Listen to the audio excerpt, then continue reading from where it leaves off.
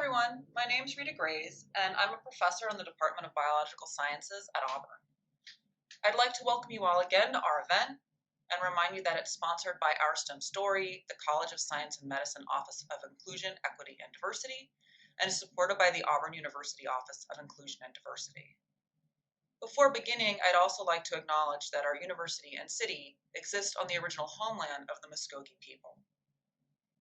This is a short introductory lecture for our main event with the amazing Dr. Janina Jeff. The conversation with Dr. Jeff will address some of the reasons that Black people may be hesitant to accept the guidance of researchers and medical professionals, and will look toward solutions to the potential negative consequences for the Black community. First, some context. This is not a history lecture, and it's not an expert treatment of the topic. We'll all get to talk to Dr. Jeff soon and learn more about this question from her expert perspective and her personal insights. The role of this introduction is actually to share one person's learning experience from a non-expert perspective and put the story in the context of research ethics, as that's the thread that ties our STEM story events together. Since I'm the one who's giving this lecture, it reflects my learning process, and it's shaped by where I started with my learning, my previous learning with our STEM story, and my perspective as a geneticist and an educator. I also want to be explicit here that what I can cover in this lecture is bounded by the time limit and by my own experiences and biases.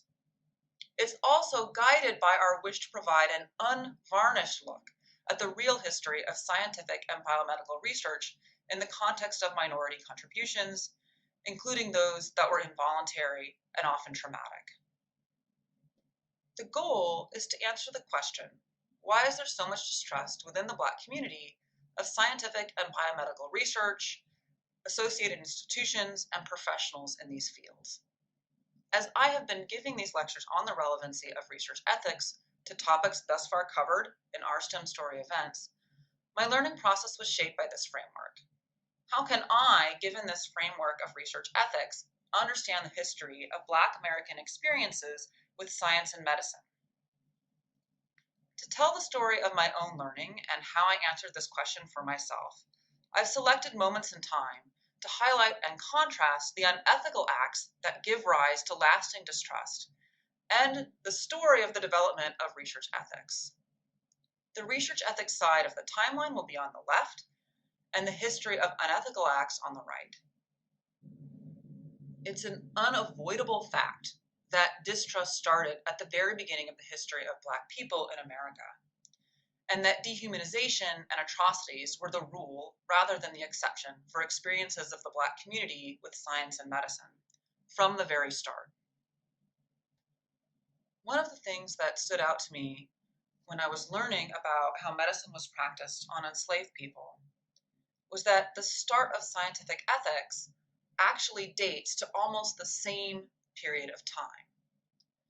So the first statement creating a framework for research ethics was published about a year after slavers first kidnapped people living in Africa, subjected these people to an abusive and deadly trip to the Americas, and then sold them as slaves. We begin our research ethics timeline in 1620 with the idea that science should benefit humanity. We can ask if this had any measurable effect on the interactions between scientists and medical doctors with enslaved people, and it did not.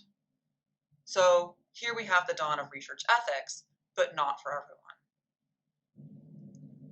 Medicine practiced on enslaved people was done in the context of racist dehumanization and under awful conditions, without consent and with abusive and traumatic outcomes. One of the best documented cases was the non-consensual practice of medicine by Dr. James Marion Sims on enslaved people. Dr. Sims was also viewed as the founder of gynecology. So if you read about the history of gynecology, this is the person who is credited as the father of modern gynecology. In the 1800s, Dr. Sims was developing this field, including new surgical techniques. For example, he was developing a way to repair vesicovaginal fistulas. To do this, he tested his surgery on enslaved Black women that he owned. There are 3 known victims, and there are many unknown victims. The woman who is pictured in the illustration on the right is one of the 3 known victims, Anarcha. She suffered from this condition, and in the process of Dr. Sims developing this surgery, he subjected her to at least 30 experimental surgeries, which were all done without anesthesia. See, Dr. Sims believed that Black people do not feel pain, and also that the administration of anesthesia would adversely affect his studies. After developing the technique, he used it on many other enslaved Black women and also on white women in the context of his practice. How was this viewed in the context of the developing ideas of research ethics? Often you see excuses made that would seek to downplay the impact of these kinds of abuses and exonerate those responsible due to the times or due to good intentions or due to assumed consent. However, the context of these kinds of apologies for history and for bad actors in history is often defensive. And in this case, it relies on the assumption that Dr. Sims is a trustable narrator of his own work done on women that he owned. I would also like to point out here that in addition to the considerable modern criticism of Dr. Sims, his testing of his techniques on enslaved people didn't go unnoticed at the time. One example of a prominent doctor who is critical of Sims is Dr. Daniel Hale Williams. He was a contemporary of Sims, although toward the end of Dr. Sims's career. He was a Black American surgeon, and he had a phenomenal career. He is actually the first person to successfully perform an open heart surgery. In addition to many lasting contributions to medicine, he also publicly condemned Dr. Sims's practices on the grounds that they were unethical, and he also published critiques demanding proof of other racist assertions that Dr. Sims had made in a medical context.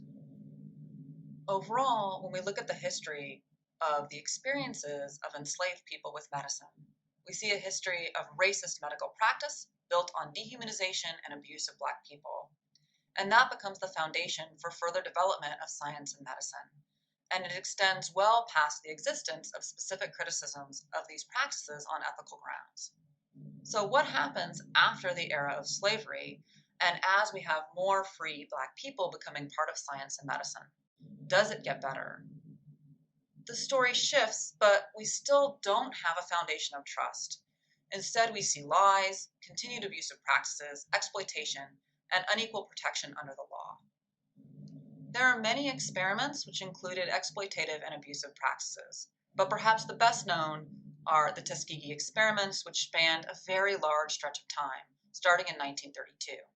The researchers recruited 600 Black men, with about 2/3 of the people recruited suffering from syphilis. The men were told that they were being treated for bad blood, which was a general term that included syphilis at the time. In fact, this was an egregious lie. They were not being treated.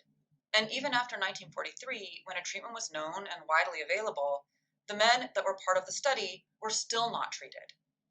One thing that I want to point out here is that the date, 1943, really stands out to me, because this is just before the biggest landmark and sea change in the relationship between research ethics and the law.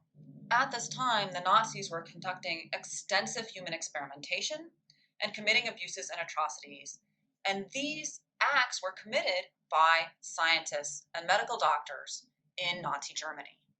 In our last Our STEM Story event, the lecture actually focused on this human experimentation, and those doctors who were put on trial during what was called the doctor's trial were caught and they were charged. And this process is the genesis of the first time anyone had actually written down what you must do as a medical practitioner in order to do an ethical medical research experiment that involves human beings. This code was written as part of the verdict, and it consists of a list of 10 principles, which we now call the Nuremberg Code. The Nuremberg Code is the foundation of all later laws, like the National Research Act of 1973. And I'll note here that that act, the National Research Act of 73, comes about partly as a result of the Tuskegee Experiment. So how long did the Tuskegee Experiment continue past development of the Nuremberg Code in 1947, such that it could be a direct influence on a law that was passed in 73? Recalling that in 43, there's a widely available treatment, continued until 1972. In 1972, an advisory panel was commissioned, and they concluded that the study had to end due to ethical violations and that there was no ethical justification for that study. This is why the Tuskegee Experiment influences the law regarding research ethics as late as 1973.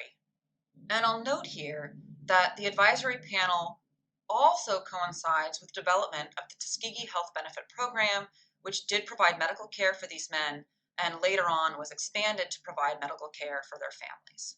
When we look at this history of unethical human experimentation, including the Tuskegee Experiment, we see that it disproportionately impacts the Black community. And we also see that these experiments last well past breakthrough developments in the area of research ethics. What allowed this to be so widespread? Is it just racist scientists and doctors? It can't be. The dominant culture, society, and government must be complicit to allow this to happen at this scale. To highlight this, I'm going to also talk about racist scientific programs in American government, and I'm going to use eugenics as an example. So you might be asking yourself, what's eugenics? Eugenics is an idea that stated that you could treat human beings the way you would animals used in breeding. You could select for positive or negative traits to improve the population.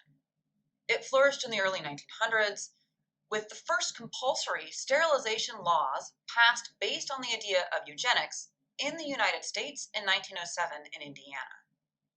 This idea was widely popularized at exhibits like you see in the image shown on the right, and within the scientific community, especially by geneticists, the people in my own field.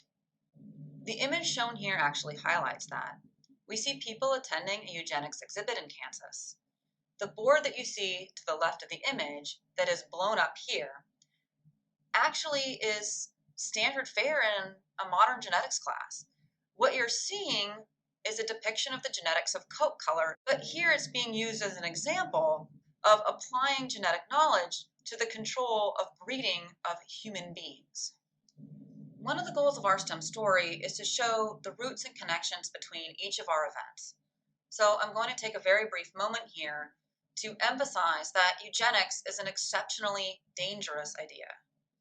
In fact, it's the genesis of the Holocaust, with ideas that were popularized, developed, and promoted here in America, influencing Nazi rhetoric, and leading to the final solution, which is the genocide of all people, especially Jewish people, that the Nazis felt polluted their population. If you want to know more about the Holocaust, human experimentation, and the connection to the history of research ethics in that context, you can go to the Our STEM Story website and view our prior event, which featured Andy Sarkany, a Holocaust survivor, and you get to hear his lived experience. So many people are aware of the role of eugenics in the Holocaust. But what's lesser known is that compulsory sterilization laws, based on the idea of eugenics, were popular in America and lasted well past the period of Nazi Germany. After we have the first law in 1907, upwards of 30 states adopt forced sterilization laws and programs, and these programs target Black women and other people of color. It's not until 1981, with shifting views in the scientific community and considerable activism, that forced sterilization ends in America, and the last law is struck from the books in Mississippi in 2008. The last thing that I want to highlight is that this history feeds itself, with rational distrust and continued racist priorities leading to further disparity in healthcare and health-related research. We desperately need more Black Americans to be involved in biomedical science and medicine. So here's one example of how lack of representation in the field impacts science and the benefit of that science to Black Americans. One of the largest breakthroughs in biomedical research was the Human Genome Project. This starts in 1990, and it grows with the adding on of more and more genomes. At first, these genomes lack diversity, and then we see efforts championed by greats like Dr. Dunstan, who's over here on the left, repping ethics, to grow that diversity. So Dr. Dunstan was a vocal critic of the lack of diversity in the samples used for the initial project. But then she puts in the work to make it right. She gets a huge grant for Howard University, and she becomes the founding director of the National Human Genome Center. This is amazing work, and it has a benefit to science, and it has a broader benefit to Black Americans and to other people of color and people all over the world who are now included in the Human Genome Project. However, you can see on the right that even with these advances and growing diversity in terms of the data, a very recent study that was published in Nature found that genomic studies as a whole are still heavily biased toward people that are of European descent. Only about 2% of the data, as of 2018, come from people of African descent. So while there's a well-established set of legal protections for some aspects of biomedical science, like experimentation involving humans, and this has led to vast improvements and better equity in how research subjects are recruited and treated, there are still abuses. We still have a lack of representation and continued disparity in health and medicine. Overall, we can see that the foundations of Black American experiences with science and scientists, with medicine and doctors, starts with dehumanization and atrocities committed during the time of slavery, and that thread continues all the way to the lived experiences of Black Americans today. Why so much distrust? Atrocity, dehumanization, racist ideas, and abuse. Lies and exploitation, lack of equity, systemic racism, and widespread complicity in this system. And finally, disparity and lack of representation. So what are the solutions? Well, at first I felt very awkward about offering any opinion on this. I wanted to lean on expertise and personal experience, which I don't have. However, while the history is deep and complex, the solution is really shockingly obvious. My conclusion after this learning experience is simply that to build trust as scientists, as biomedical researchers, and health practitioners, we must be trustworthy.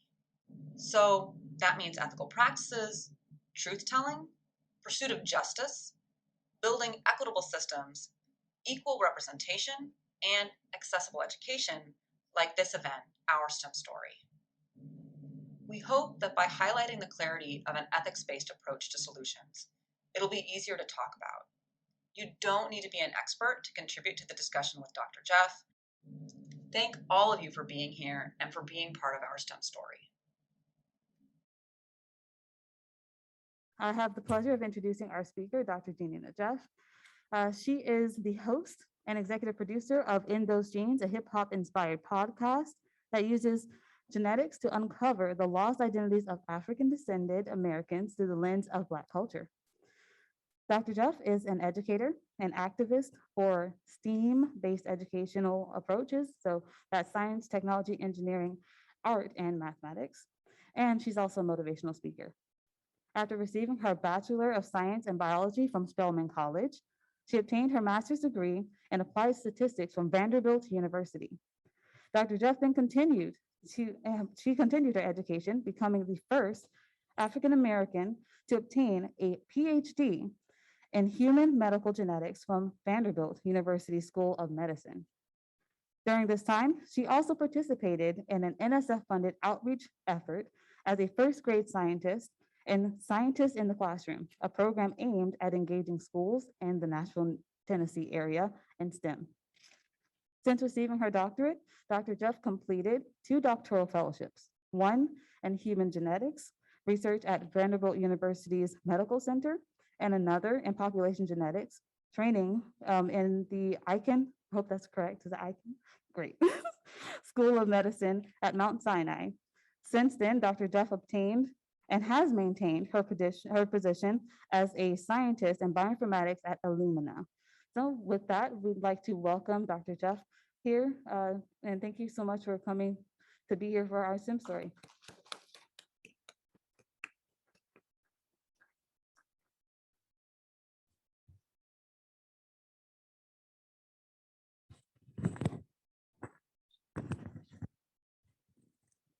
Yes.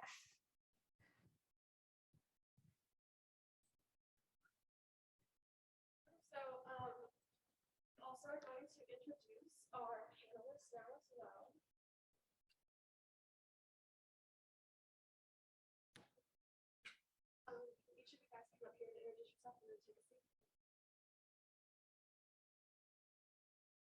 We're going to introduce the panelists real quick.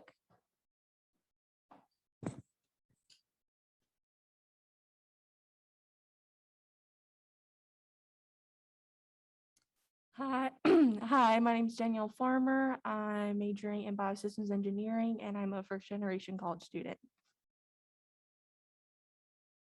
Hi, my name is Reagan Moss. I'm a senior studying microbiology and neuroscience. Hi, I'm Eddie. I'm a junior in computer engineering and I'm representing Spectrum, Auburn's Gay Straight Alliance.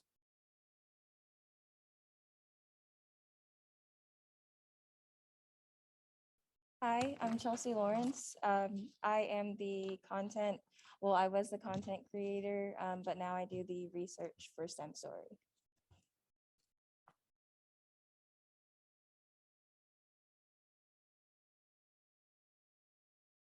We can share it. Want to go first? You want me to talk? You guys want to do it? Well, first, I just want to say thank you guys for inviting me. I'm just blown away over the moon. This is my first time giving a talk since the pandemic. And it just feels so welcoming to be here. And the students, I'm just so optimistic and feeling really good about what the future holds. This is an excellent event and I am so excited to be here. So thank you guys so much.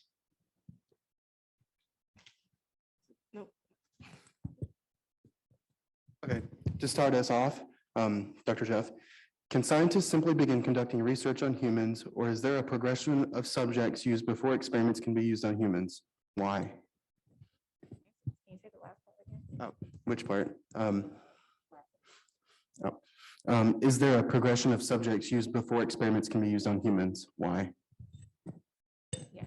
So, and I'm not sure how you guys start PhD programs here in biomedical science, but typically one of the first things you learn when you're an early PhD student in biomedical science is the process of studying human subjects and what that full process looks like. And I'm sure some of you have heard of the IRB process and how each institution develops a set of rules and how they conduct human subject research.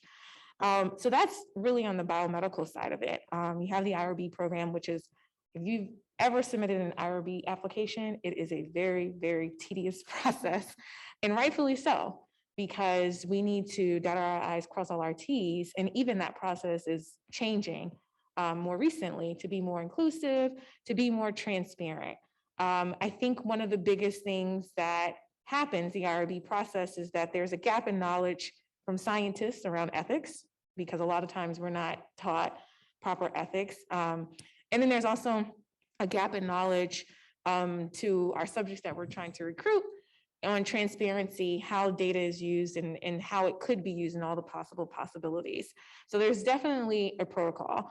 And to get to the second part of your question, when we're thinking about more specifically at what stage should we be using humans and research, it varies depending on the field, right? So one of the big things in genetics is that a lot of the genetics research in humans can be done a little bit more easily just because we're taking DNA samples. We're not giving a drug to a human and deciding, well, yes, you are in clinical trials, but like in human genetics specifically, we are taking DNA and analyzing that DNA and looking for changes. Like when we're thinking about medical genomics or when we think about any type of clinical or translational purpose, there is a host of model organisms that you need to go through in order to get approval for a human clinical trial. And one of the biggest ways that you see this was actually with the vaccine. And so typically when you have vaccine trials and any drug trials, there are all these different phases. So I'm amazed at how much we know now about clinical trials due to the vaccine and how everyone now knows mRNA, which is really cool. But we also learned through the vaccine, the phase 1, phase 2, phase 3, phase 4, these different processes that the FDA holds for clinical trials. One of the most unique things that we saw, particularly with the mRNA vaccine, is that these phases were happening simultaneously. So if you go to, there is a public database of tracking the vaccine tracker, and there's I think over 20 different vaccine trials happening for different types of vaccines, mRNA vaccines, some other types of vaccines. And you can see where they are. If they're in phase 1, if they're studying a model organism, where they are with that and how they're progressing to phase 2, phase 3, et cetera. And so this is different for every discipline.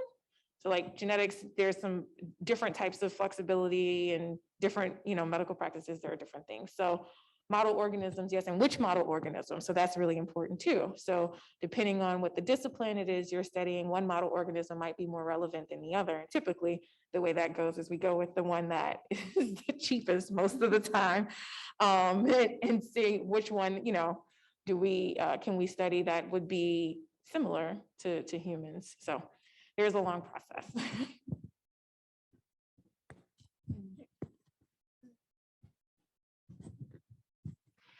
Thank you. So secondly, can vaccines be engineered to harm a specific group of people? So I'm glad you asked that. First of all, I like your pants and your tattoos, very nice, and your mask, you're just fly. Yeah, and so no, not yes, sorry, I'm just not. We talked about this on our podcast because our podcast is a genetics podcast, and the podcast purpose was to teach genetics through Black culture analogies. And we released our first season in the end of 2019, but we were in season when the pandemic happened. And within the first couple of weeks of the pandemic, there was a big rumor circulating on the internet that Black people can't get COVID. And this was because, I blame the media, because at the time we were reporting on very famous people who got COVID. And we were also just kind of trying to figure out how COVID got to the US. So there wasn't a lot of focus. There were no reports on Black people getting COVID. So that was the first rumor. And so we, in 3 days, put together an international award-winning episode that talked about COVID-19 and dispelled myths.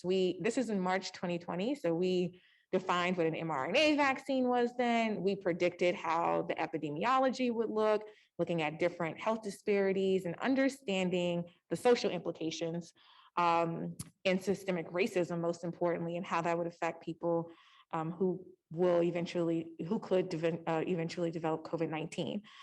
And then in the summer, when the vaccine trials were well underway and we were all talking about mRNA vaccines more closely because we wanted to go outside,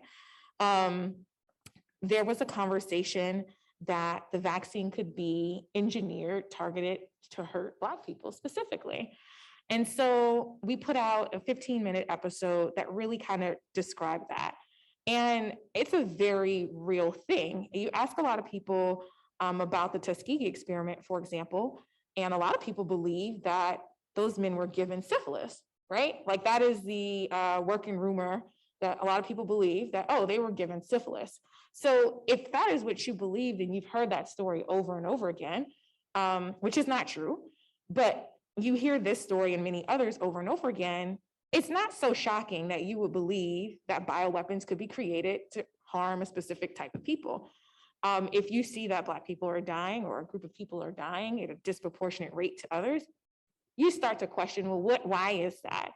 And we live in an environment where, at least a lot of times, and I think this is wrapped into our trauma, we don't want to believe that it was, systemic racism directly, right? We want to have this fantasy that there's some outside external factor could explain why a group of people are dealing with an illness or lack of treatment besides racism. So that is typically, how that thought process goes. But to answer your question specifically, if there were to be a bioweapon created in the vaccine, how would someone do that and why? And why is that not possible in a specific group of people? So in order to understand that part, you have to understand genetic ancestry and what you even defined as a group of people, right? And so all of us are 99.9% the same. There's only 1.1% of our genomes that vary.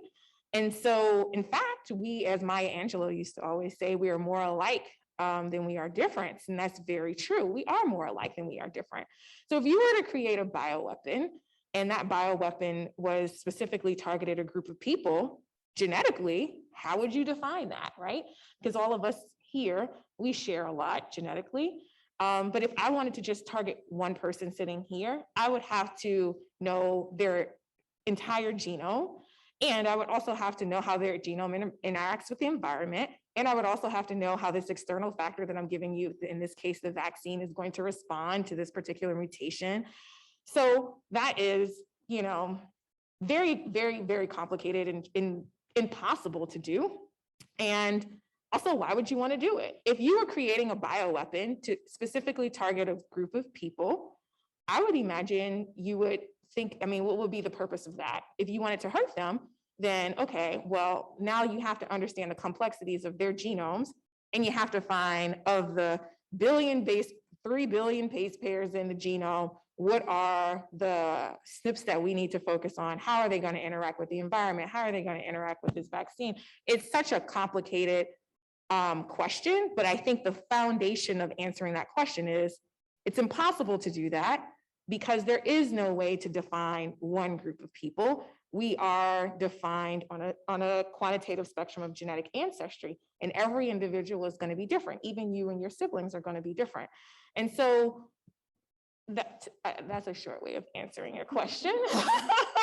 But one way to unpack that is to really start to teach the difference between genetic ancestry and the social construct of race. And because when we're talking about groupings, that's exactly where the origins of that question come from. And so we have to dispel that myth. And we'll be doing that this season on the podcast. We can also dive into that if you guys are interested too.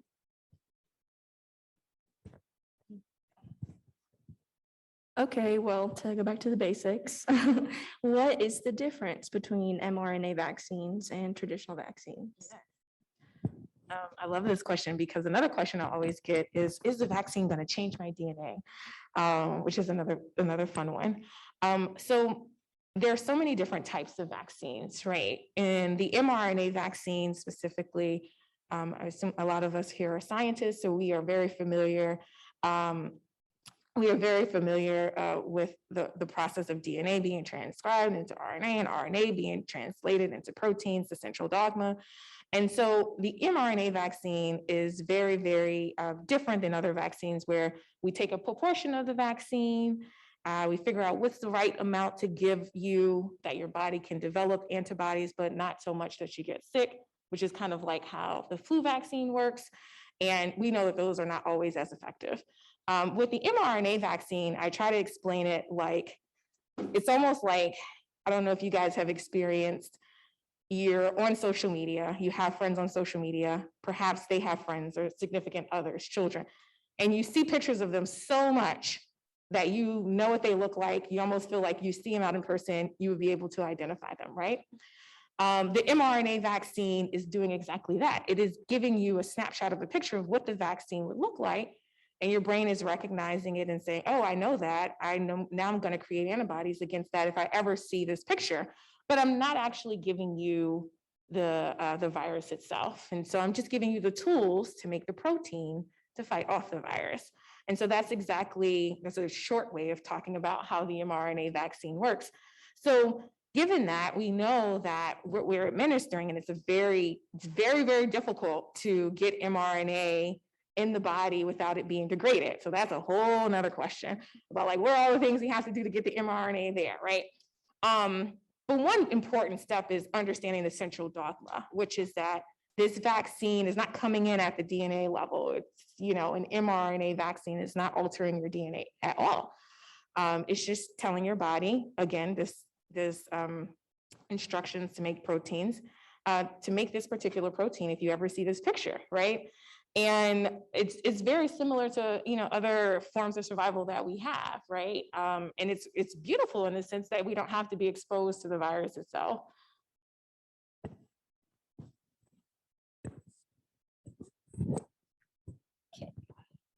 Do you think that, in your opinion, do you think Black American patients receive the same standard of medical care as any other race or ethnicity? So the short answer is no, and I think everybody knows that, so I'll elaborate. I think one thing a lot of people don't realize is that we talk about Henrietta Lacks, we talk about the Tuskegee Experiment, we talk about Marion J. Sims, and these things seem like, oh, this was 50 years ago. This seems like so far. But in actuality, these things are still happening today.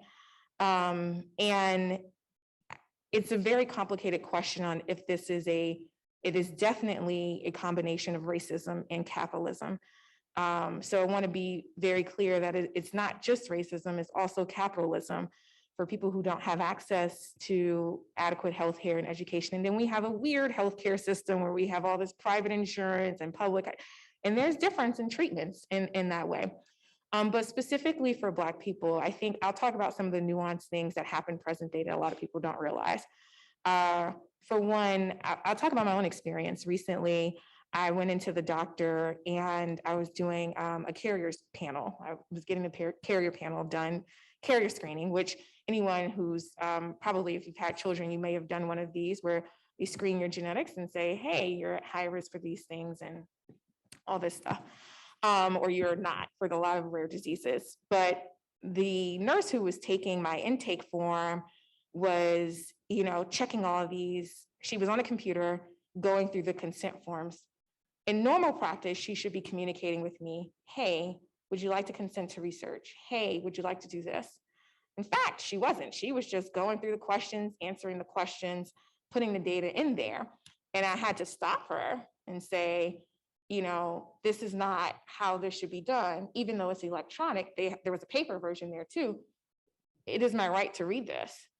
So that's one thing, right? That she assumed that I would just not ask that question, not dive a little bit deeper and ask questions. But then another thing, and I don't know if other people of color have felt this way, especially in science, I have gone to the doctor and I have felt like I wasn't being heard or that I didn't know what was happening, that instead of trying to explain something to me, it's better to just skip over information and move on. And I have felt a lot of times that I've had to tell the doctor, hey, I'm a PhD in genetics, I haven't even realized that I was doing this and what that says about my own embedded issues of white supremacy and patriarchy and all these things, that I feel the need to let this person know that, hey, I do know what's going on here. And once I do that, the conversation with the physician changes dramatically. The woman who was taking the InTech form, I told her, hey, I'm a geneticist, I understand this. She was really pressing me on answering the question race. And I am, I feel very strongly that we shouldn't be using race and ethnicity in medicine at all. So I'm like, I'm not answering that question. Oh, they needed to do genetics. No, they don't. I know that they don't. I know that they don't. But, there needs to be a lot of education on the clinician's part. There needs to be accessible education in the lay public, meaning that everyone in this room and everyone watching, we are privileged. We work in science and in academia. We understand this language. But it doesn't mean that this should be the only language that we should use, right? That we should expand that. And so that's what mistreatment looks like in a very nuanced way, that we have all this documentation and it can be written in these nice RBs and meant to protect people, but it doesn't mean anything if they're not explained. And being a science person, when I see these long terms and conditions, I used to be like, check, I'm not reading this. And I've turned into the person that's like, no cookies, and I'm reading every single thing, because you have to become protective of that. And so I think one of the biggest issues of mistreatment is lack of transparency, lack of access to education and information, and a lot of assumptions that Black people, there were documentaries and people writing about how Black people have difficulties with maternal health. And I think there's a 300% disparity with Black women, reproductive challenges and infant rate mortality. And that this is not something that it changes if you have a PhD or if you're Beyonce or Serena. you know, this is something that is a direct consequence of just being a Black woman and trying to advocate for yourself. So it's a very real present thing. It just looks slightly different. It's just, you know, yeah, that was a very long answer.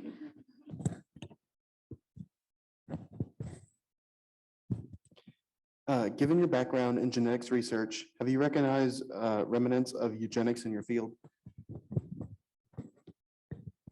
Thank you for that. I love that question because that was a great talk that came before here. So that was really amazing.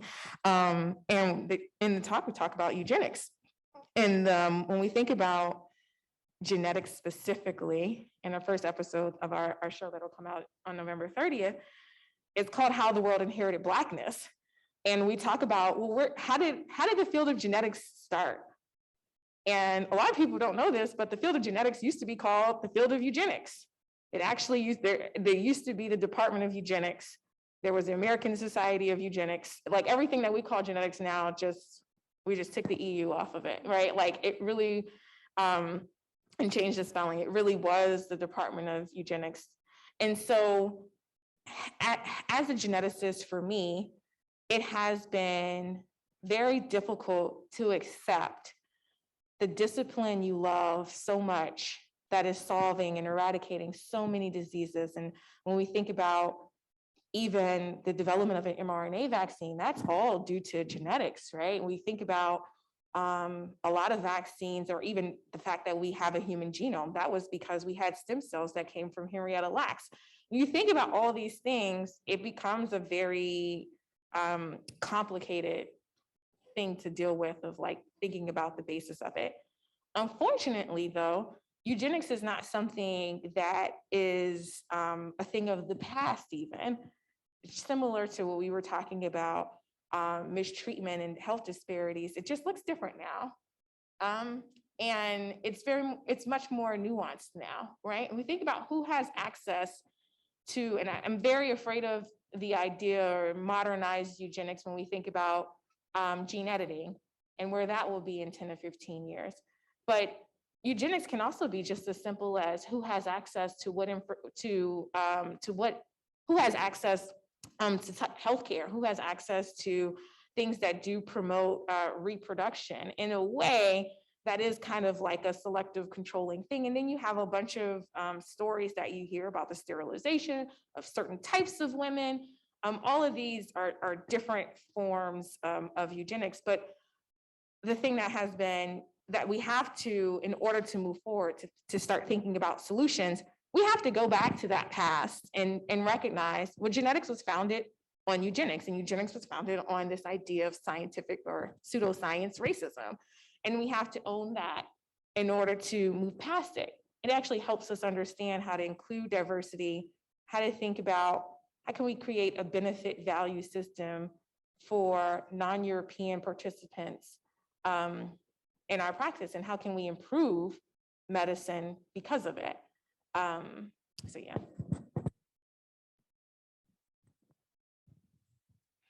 Can you recall the first time you were made aware of the Tuskegee syphilis experiment? What were your feelings then versus now? I think the first time I think there was a movie. I feel like there might have been a movie that was in, I don't remember actually. I think it was a movie. It was something on TV that I saw. And I originally thought that, similar to most people, that they were given syphilis, but I was very young. I think one of the things that's more memorable to me on a similar storyline is the first time I learned about Henrietta Lacks. Being a geneticist, I didn't learn about Henrietta Lacks until I was in my second or third year of my PhD. And I learned about it from Rebecca Skloot, who is the author of, what's the name of the book? The Henrietta Lacks book. I'm blanking on what the name is. The Immortal Life of Henrietta Lacks. And so she came to Vanderbilt. I believe Dr. Mulligan probably was one of the people who invited her when we were at Vanderbilt, and met her and learned about that story. And I just remembered thinking to myself, because I had known about HeLa cells in undergraduate.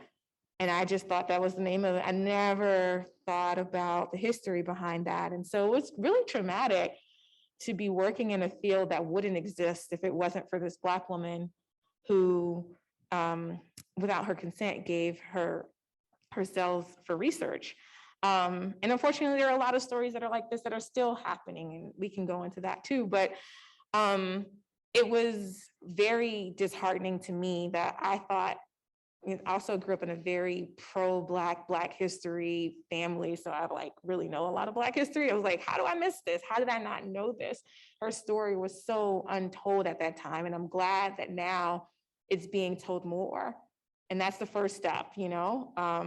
But it was very complicated. It's like, I knew about HeLa cells, but I did not know about Henrietta Lacks, which just goes to show you the gap in how we teach scientific concepts. We're not teaching history. We're not teaching the origins of these things, which is really important in how we understand it, especially for marginalized communities, how we engage with it. How often are African-American patients known to be their own advocates while receiving medical care? Have you ever had to be your own advocate or someone else's while seeking medical care? Yeah. So that pretty much is kind of what I was saying earlier. But yeah, I mean, and one thing that has been a journey on that is as I'm learning more, because when I was at Vanderbilt, I definitely went through a lot of nuanced racism that I didn't think was racism. I was just like, this is just how it is. And that's how I was taught. This is just what you deal with. This is just how it goes. And now having the words to say, I'm dealing with my own anti-Blackness issues. I'm dealing with my own imposter syndrome. I'm dealing with my own, patriarchy, like how all these things affect me and how it manifests and how it looks, you know? And so one of those things was realizing that, yeah, every time I step foot in a doctor's office, I do try to let them know that I have a background in science. And that's probably connected to the idea that I know that I wouldn't get adequate care if I didn't. And I show that because before I tell them, I am treated differently. And then once I tell them, it's a completely different experience. And it shouldn't be like that. We should not have to do that.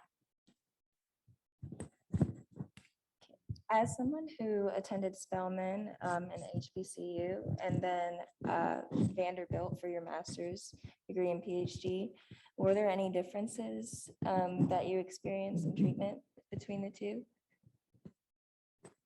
Yes, is a short answer.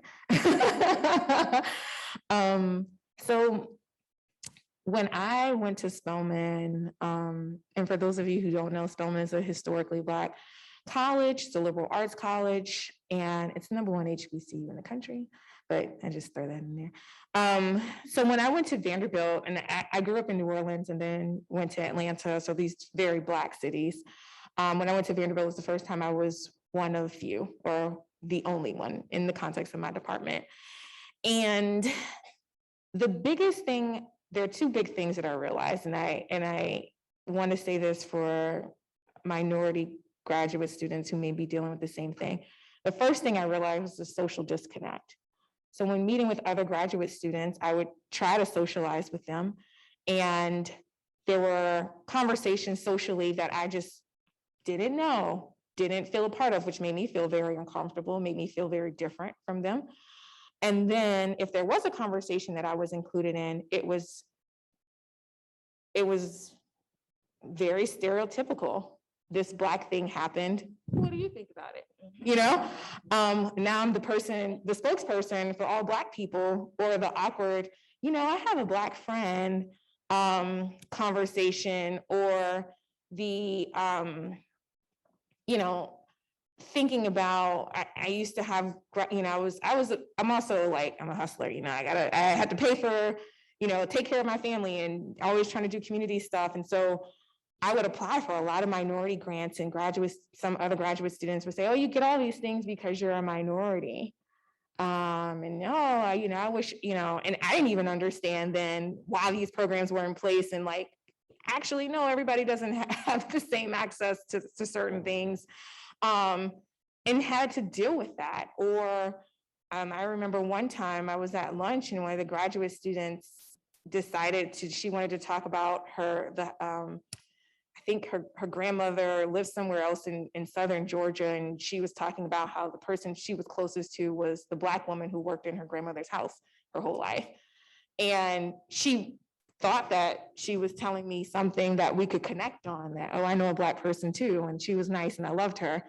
Not to discredit that experience, but me hearing that feels something completely different. I want to know this Black woman's life outside of that family.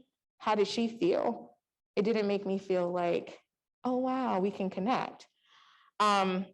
Those experiences caused me to form a narrative in my head that I don't need to hang out with the graduate students socially, that I'm just going to stay with my little crowd. And that included Dr. Mulligan and all the other Black graduate students. We're just going to stay in our little place. And it's very unfortunate, though, because in fact, what we're knowing now, what I know now, is that it was a missed opportunity for me to form new friendships. And it wasn't my responsibility entirely, but both parties, instead of us trying to figure out, oh, you know what, I watch Game of Thrones too, or maybe you watch Insecure, like we share similar things, but society has taught us to kind of focus on those differences or think about the things that we share to make the other feel uncomfortable, but not realizing that we could be causing harm. So it was a very difficult experience. And I had to kind of get the words to express, actually, it's not okay for you to ask me about this Black meme that you think is funny. It's not okay for you to, I remember at one point, graduate students were circulating, goodness, I think this guy was in Alabama.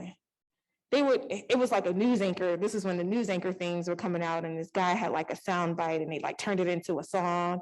And the graduate students all circulated it amongst the white students and excluded me. One of the students happened to be mixed race, but was passing and they didn't know. But he sent it to me and was like, this is really offended. I'm offended by this, did you get it? And I was like, I didn't get it.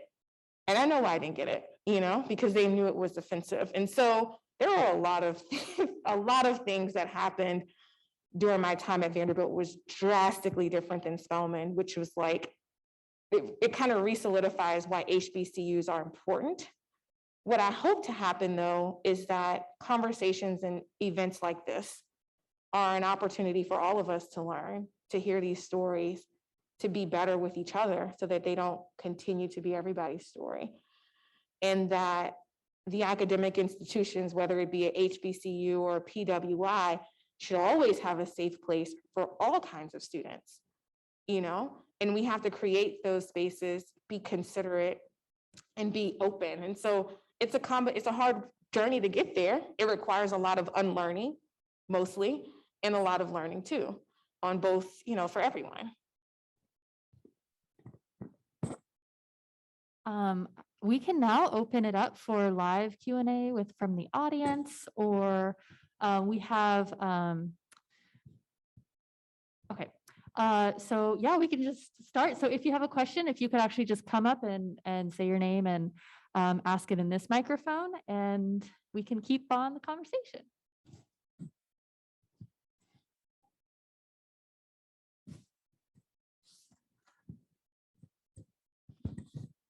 Hi, Dr. Jeff. Thank you for coming. I'm actually visiting today from UNC Chapel Hill, where I gave a talk in genetics, but Drosophila genetics, not human. So being from Chapel Hill, one of our famous graduates is Dr. Kizzmekia Corbett, who was one of the leaders, not the leader in developing mRNA vaccines, and she's a Black woman and got her PhD at UNC Chapel Hill. So has that helped with developing trust in the Black community for the vaccine, that it's a Black woman who really developed it? That's a great question. And I'll give you guys a sneak peek in the writer's room, right? So I'm the only geneticist in the writer's room, which is great. No, it's good because I write very heavy technical genetic scripts, and my producer and other people will come and be like, no, we can't say this.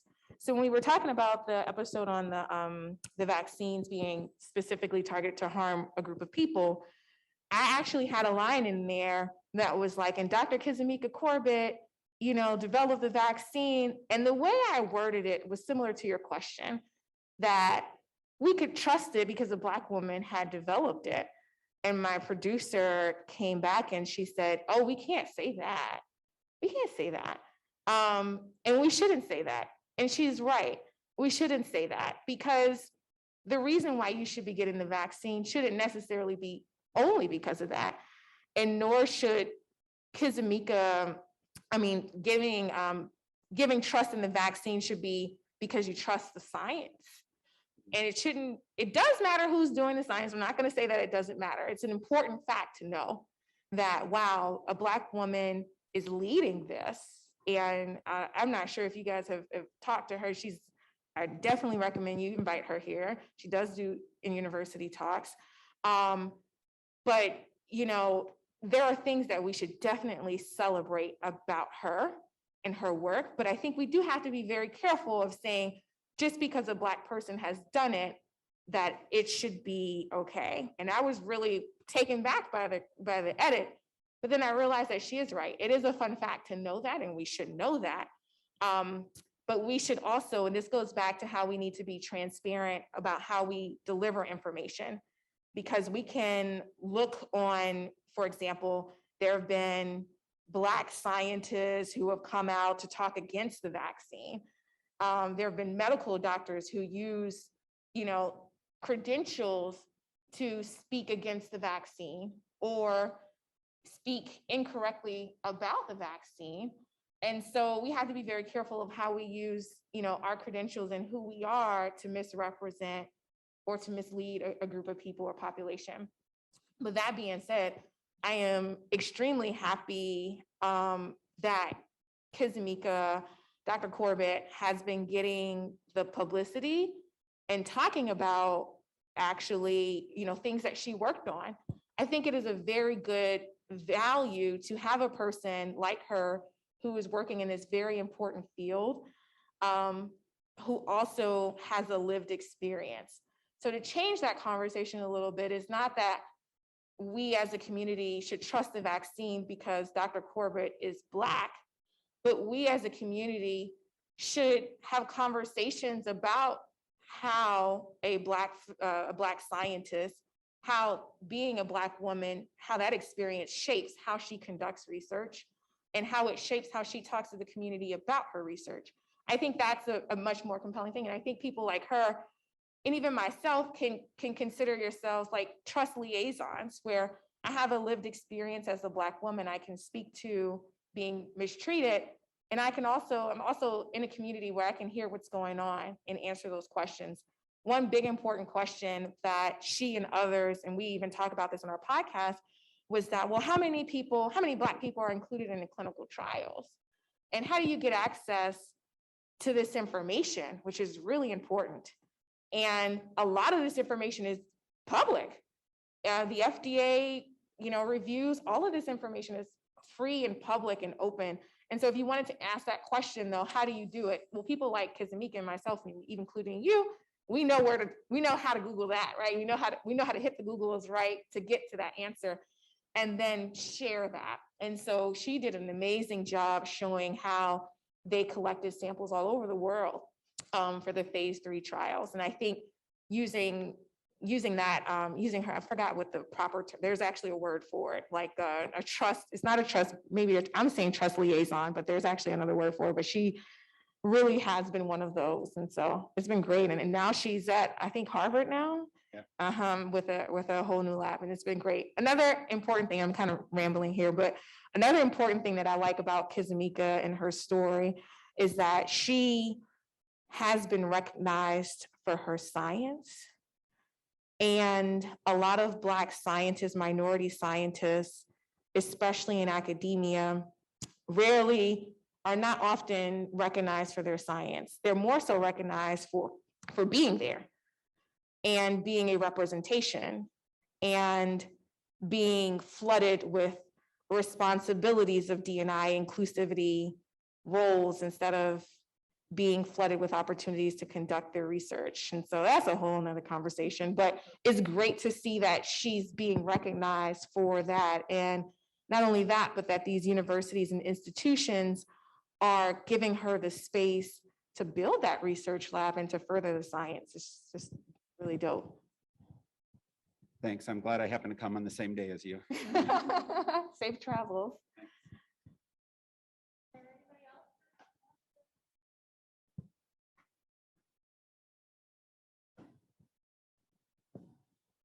Let's see what this one is.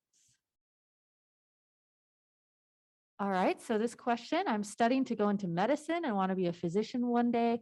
What do you think people like myself can do to help promote trust with patients of color? Yeah, this is I think one of the things that is starting to happen that is great, is late, is that a lot of medical students are now learning about systemic racism and medical racism. And there are a lot of things that are kind of being put into play to help understand bias in the healthcare system and how to treat patients. And so one of the things, one of my friends, and I think you guys had this in there, Dr. Blazer, she's a rheumatologist. And so one of the things she does, and I don't think she should have to do this, but she spends, when she books patients, there's an unlimited amount of time that she spends with those patients.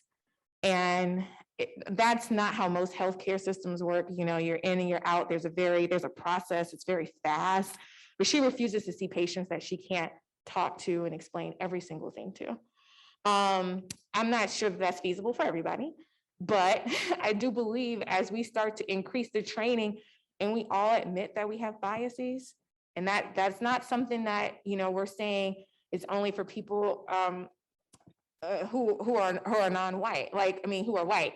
This is for everybody. We all have biases. And when we start to uncover, we're talking about race, when we start to uncover gender, when we start to uncover sexuality, when we start to uncover class and culture and all these things, we already have our preconceived biases, and it would be impossible for us not to.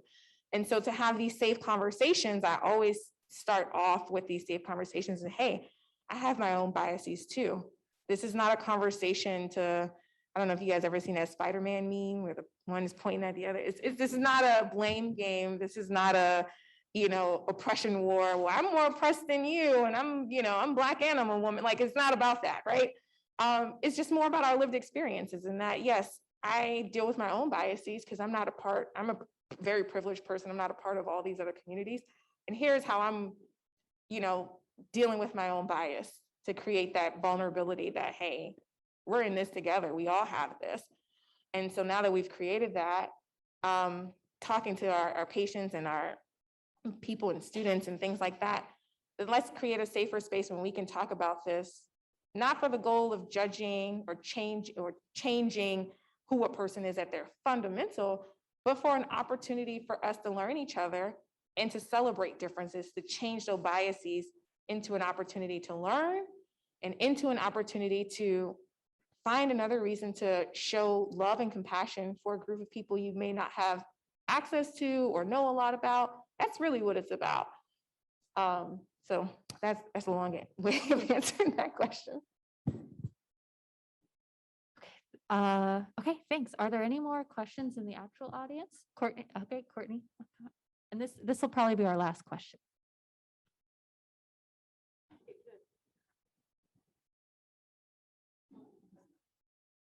So I was really interested to learn more about your experiences going from Spelman to Vanderbilt, especially because in our department as well in the College of Science and Mathematics, we are really trying to not only recognize that we're a primarily white institution here at Auburn, but increase diversity, but also create an inclusive environment.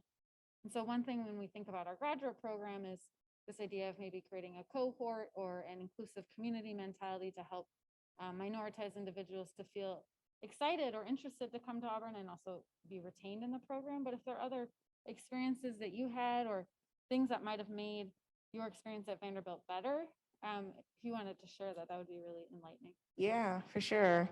You know, I think one of the things that I would say is thinking about socially, like how do people feel? So I know a lot of us, you know, we've had to go to work in environments that may not reflect who we are as people. And we've had to code switch. Probably everyone in this room has had to code switch. And we have to assimilate in order to just be there, you know? And one of the culture things in academia is that there's this structured way of how you have to be. Whether it be a journal article presentation, a whip, there's this very structured thing, particularly with the social events. I think a lot of minority students don't feel included or empowered to be in the social events because they weren't created for us. So inherently they are exclusive. They're not including us. And so what has happened in the past in a lot of these, you have these small cohorts of minority students who get together and say, hey, we're gonna do this thing and we're gonna all have a good time. And one thing that also is, a lot of people don't talk about, like, even though we all hang out with each other, we may not even all really know each other or like each other, because everybody's friends look different, but we're all forced to hang out because we share this shared oppression. Should it be like that? I mean, how victimizing does that be? And then when you go into these social circles where a majority of them are white, it's very difficult to kind of fit in. And so I think when we think about the social things, starting to be more inclusive there, I think this is a great example of that. And how do we increase those? The other is, even deeper of how we are required to explain things. So one of the things that stands out to me a lot is how we use English as a language that we have to give talks in. How a lot of times when we're in academia in these talks, if someone has a strong accent, how disrespectful the audience tends to be. When we're talking about religion, a lot of people especially in the South, make an assumption that everyone is Christian. We don't acknowledge and talk about. So just in very, very small ways, acknowledging that we're not all the same.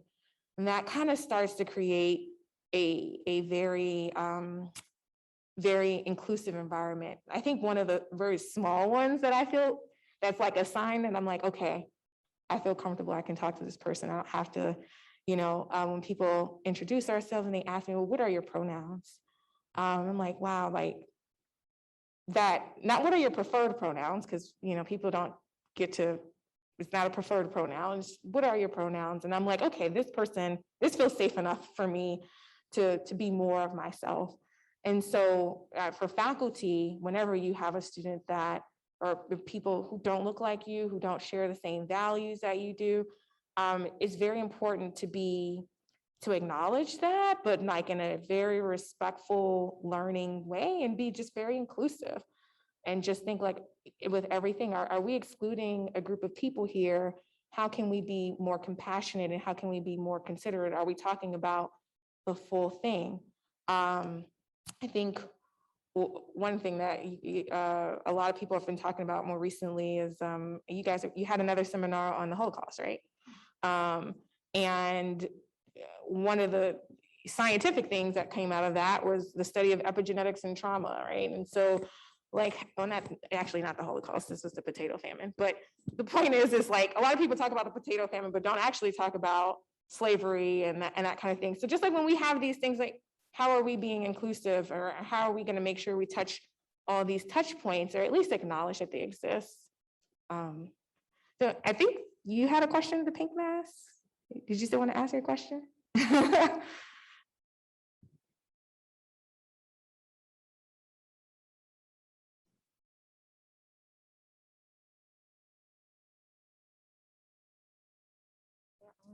My name is Maya. I'm majoring in biomedical sciences.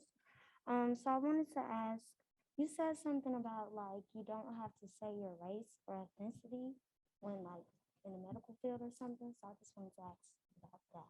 Yeah. And it's a very complicated thing, but now more recently in the genetics community and human genetics community and in the medical community, there's a big push to do away with race as a category in scientific research. So when I was doing my PhD, it was a big thing, In fact, I remember publishing a paper and I used African American throughout the whole paper, and the journal came back to me and said, we use the word Black here, so you have to use the word Black, lowercase b. I was so triggered, And my very first paper, or maybe it was my second paper, I had to change everything to that. So race has been ingrained in a lot of the research, especially if you're in epidemiology, biomedical research, as what we call in statistics like a covariate, that there could be some confounding effect. Really, the confounding effect is just racism. That's it. That's the phenotype, and that's the confounder, right? So how do we account for that? That is what it is. It's not how you identify, it's how you are treated by the way you look, which is racism. And that is what we should be measuring. And from population geneticists would argue that genetic architecture within a population serves medical value, and it does, but that's not race. That's genetic ancestry. And genetic ancestry is very simple. It's just saying that a group of people share a common ancestor. That common ancestor lived in a place where the environment shaped how they look, how they respond to drugs, what type of diseases they might develop or not develop. That's literally it. And that is something that we should measure, especially when we have rapid migration events like slavery, or that we have technology that make us so transient that if I wanted to go live in Japan, a completely different climate, I can go do that tomorrow. Whereas 300 years ago, I may not make it. There was no air travel. So how those things kind of impact medicine are more important than these social structures. But then it gets messy because these social structures have been ingrained in there. Now we have to figure out how can we, statistically remove it, which is a very complicated question that a lot of us don't know the answer to yet.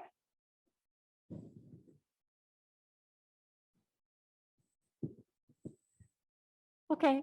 So first off, I want to thank Dr. Jeff for coming here and sharing her experience and her expertise. I, for one, really learned a lot, and I'm sure everybody else did. So I'd like to give a round of applause for our speaker.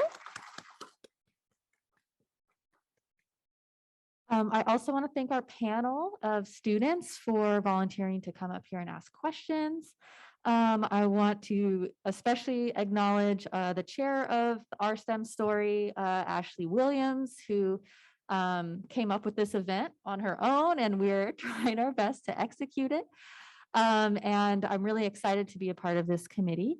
I just also want to note that we are going to have the video from Dr. Grays and also the recording of our discussion with Dr. Jeff available on our website.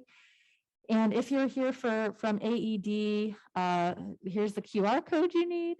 So come up here and scan that. And is there anything else?